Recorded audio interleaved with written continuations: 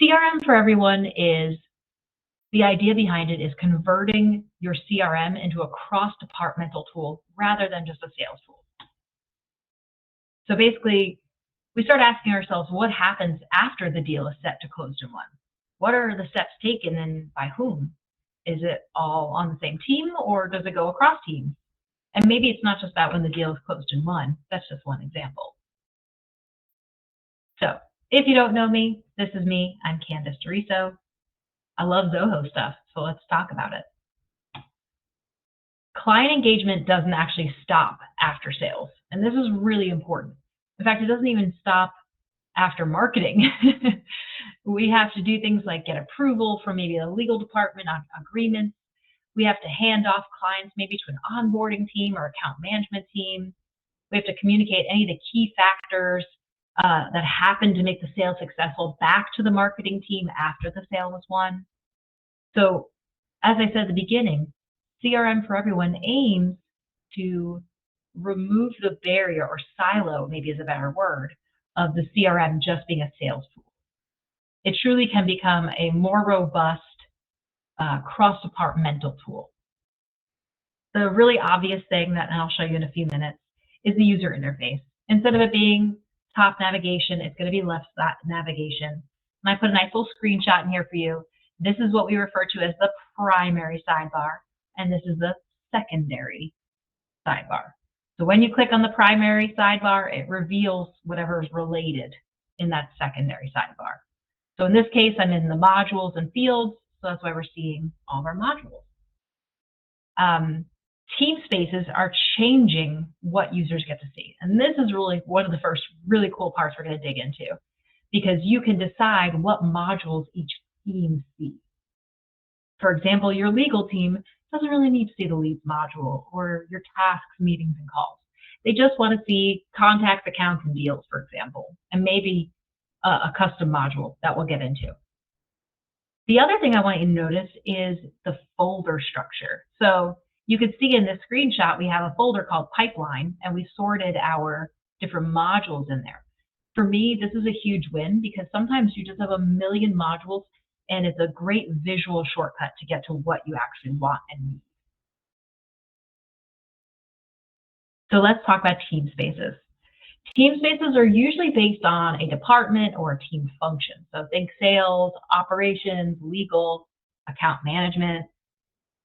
If I worked in a team where sales and account management have to work really closely, let's say, because when we're getting close maybe to the end of the sale, I need to already be looping in account management that, hey, we're just waiting for signature on this. This person's going to be ready soon.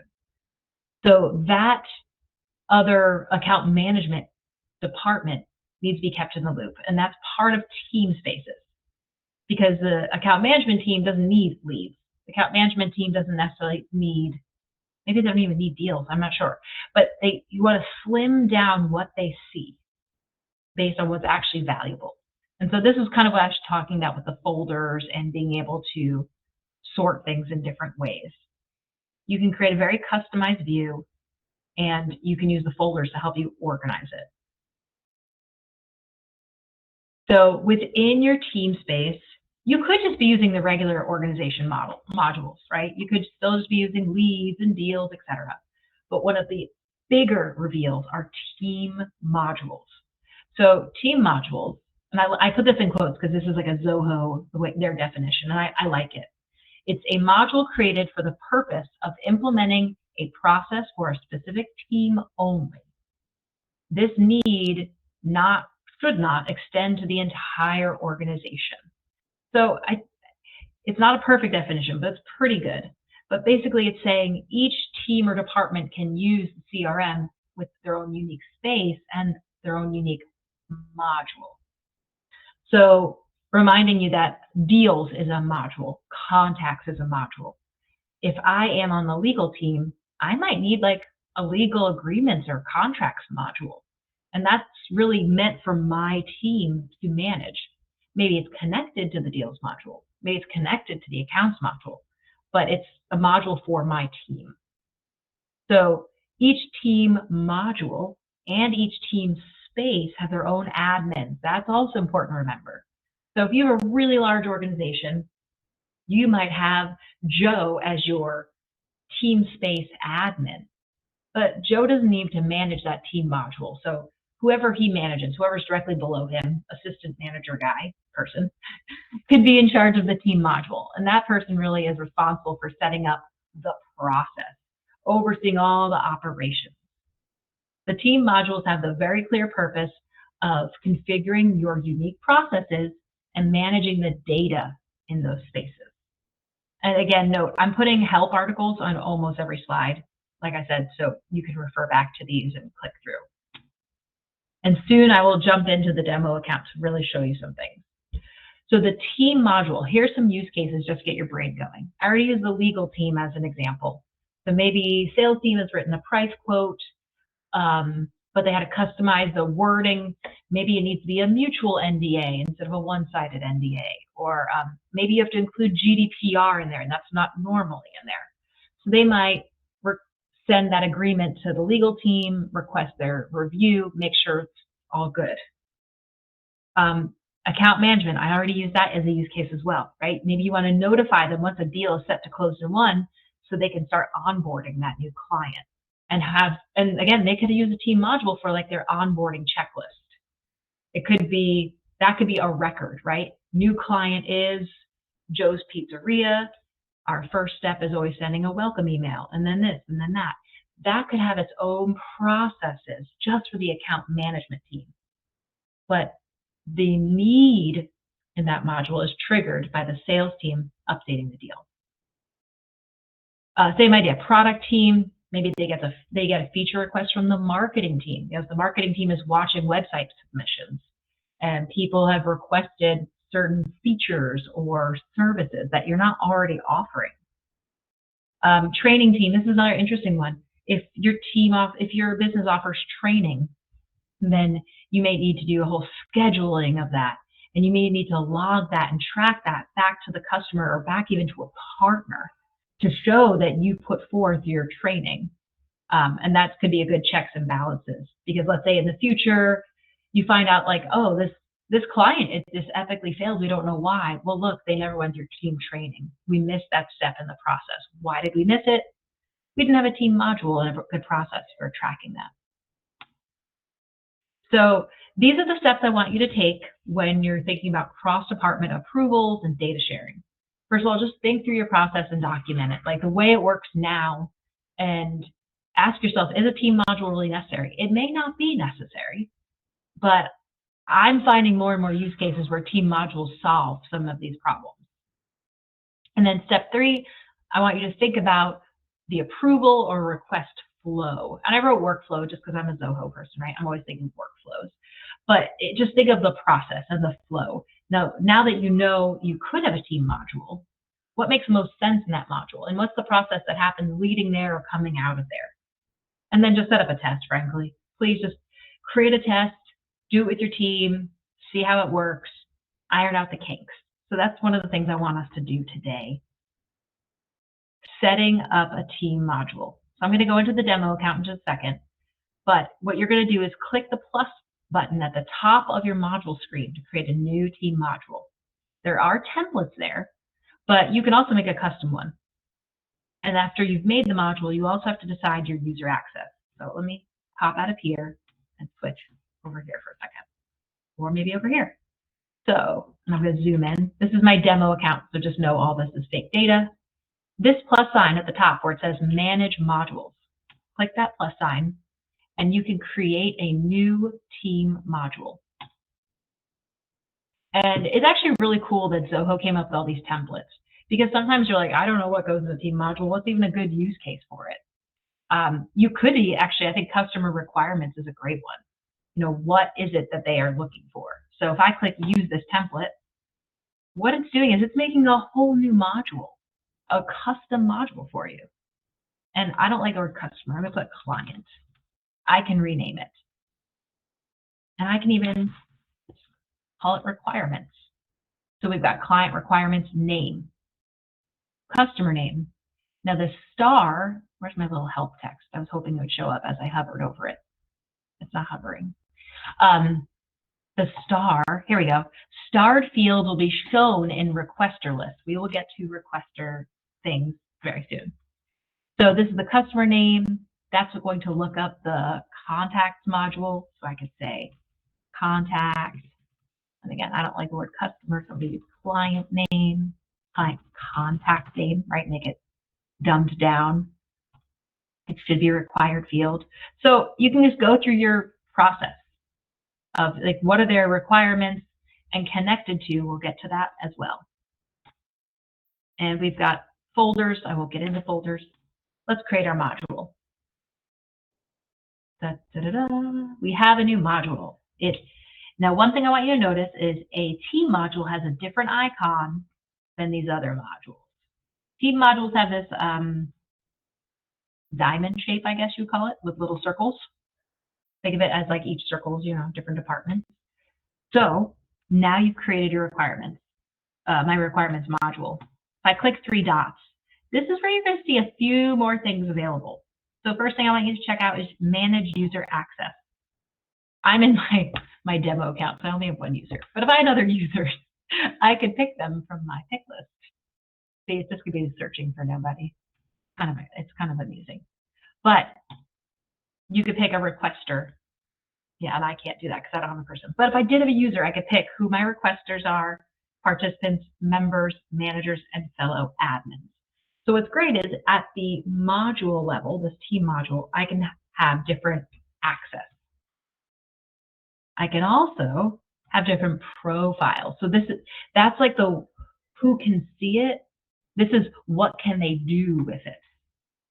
So, and that's a general rule for Zoho. It's like users versus profiles. So these are my different profiles we already had set up, right? And then now I can say maybe under notes, maybe I don't want requesters to be able to delete things or export things. I can adjust their abilities within here. So maybe I don't want them deleting attachments. I click save and close. All right. So now I've got all like the main pieces in here, right? And here's the cool part. I might not actually do this from this requirements module.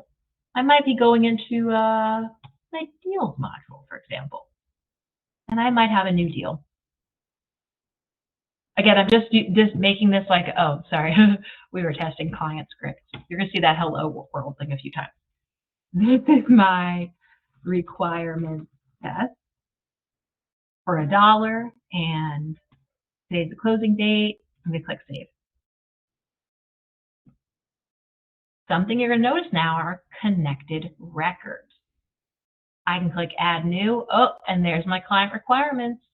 So like I'm a salesperson, and yes, you could put your client requirements within this deal, but sometimes that's really robust. It's like a lot of information, and the salesperson might need approval from like the tech team on those requirements. So that would be a good use case for going to your connected record and saying, yeah, I have new client requirements. And now I'm going to request what it is.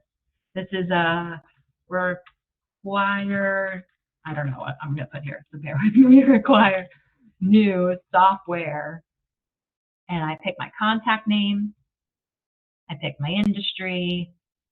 Inquiry for product. And this is my product lookup list, right? Balloons. Balloons are great. They emailed me. Bear with me. And then this is where I'm going to put all those details. So detail, outcome. This is right now, it's just in progress. And I really need to have this by Friday because they are just chomping at the bit. I click save. I have now created a relationship between the client requirements module and my deals module. And here it is. So that's like the first, I just want you to see how this is starting to come together. Let's go back to our presentation for a minute. So requests. The other thing you're going to see on the left navigation, oh, and I didn't show you that, I'm sorry. Let me show you that left navigation again. You may have noticed the My Requests over here. So I want to talk to you about when you would use that. So you can use this requests module, it's not really a module, area, when you need something from another team. You're sick and tired of sending that Slack message or Click message or email requesting requirements from the dev team. Hey, what's the scope of this? How many hours will it take for us to implement this? You need to track the status of that request.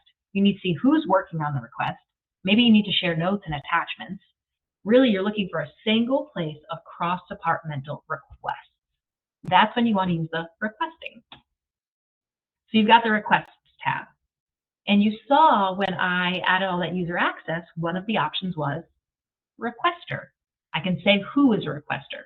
You also have this requester settings where you can just say any user in my org can be a requester.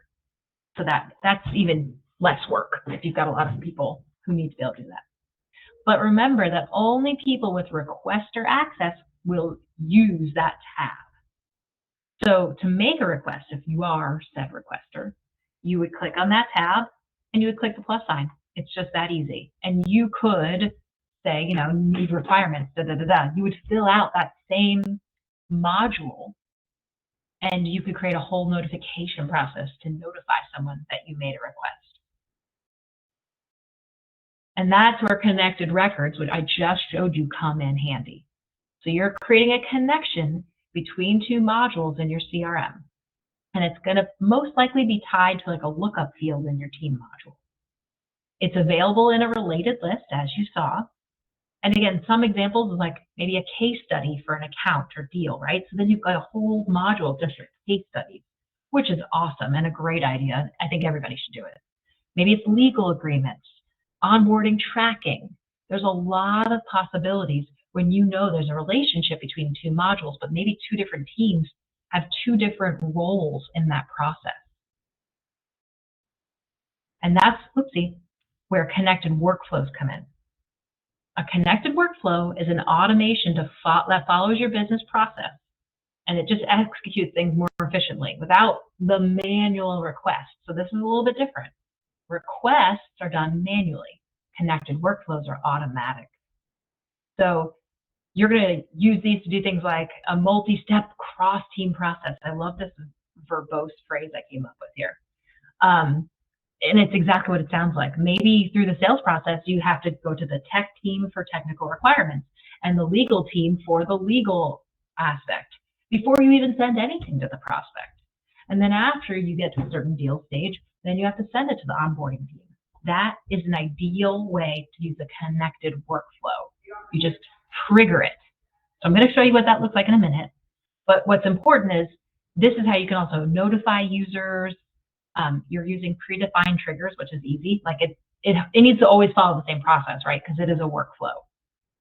But what I really like is that you're maintaining the overall context about a record. Most likely to be client management, right? And you're getting rid of the manual requesting. Manual requesting has its place. This is a little bit different. So to create a connected workflow, and I'm going to show you this in a minute, you click those three dots again, just like we did for assigning users, but instead you're going to click on connected workflow. And so this is a little screenshot of like what it looks like. So from a deal, you could trigger connected record creation or activity from just one. And that's really what this makes so powerful. Because in a traditional workflow rule, you can only connect one to the other. You can't go to multiple places with your actions, right? It's like this thing happens in the deal, update this thing in the contact, right? Here it's this thing happens in the deal, now update these team modules, all three of them at once, because it's going to three different teams. I want to show you what that looks like over here. So I might say, what was this, requirements? Okay. So deals, I click my three dots. And why don't I have my, because I didn't do it with deals. Really candy. Putting it in the wrong place.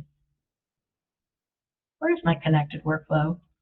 All right, well, I know it's in my CRM. I guess I could just show it to you there. Here's my pretend connected workflow. Let's make a new connected workflow. So this is for the case study module. And actually, maybe I'll do the opposite. Do it from the deal. Oh yeah, because I already did it from the deal. I'll do it from the account. I've done it from the account already. Let's look at one of my existing ones then. Oh, by the way, there's two ways to do the connected workflow. You can either do it the way I was just doing it from the three dots, or you can just go to your settings and go to process management. So you can see I have one here and I have one here. Let's go to my other test one. So I have a deal, and I can create what the trigger is. And I can say, and this is just like a regular workflow, right? When a record is edited in a deal, and I'm always a fan of deal stage being a trigger, where the deal stage is proposal created. Bear with me. I can create a connected record. That could be my first action. I could say create a connected record in, we'll go with contacts. All right, that's a terrible example. But maybe it's a case study where case study name is, and if I do the pound sign, that's one of those Zoho hacks. Pound sign often will help you bring up a merge field. Pound sign, account name, that's the account name, colon, pound sign, deal name, done. And then again, I could do that account name again here. Oh, I guess I did the parent account. I did this in a very clunky way. This is a very cheesy, bad use case. But I can leave it as static, or I can match it to my industry. So I can just basically, with this, create a connected record.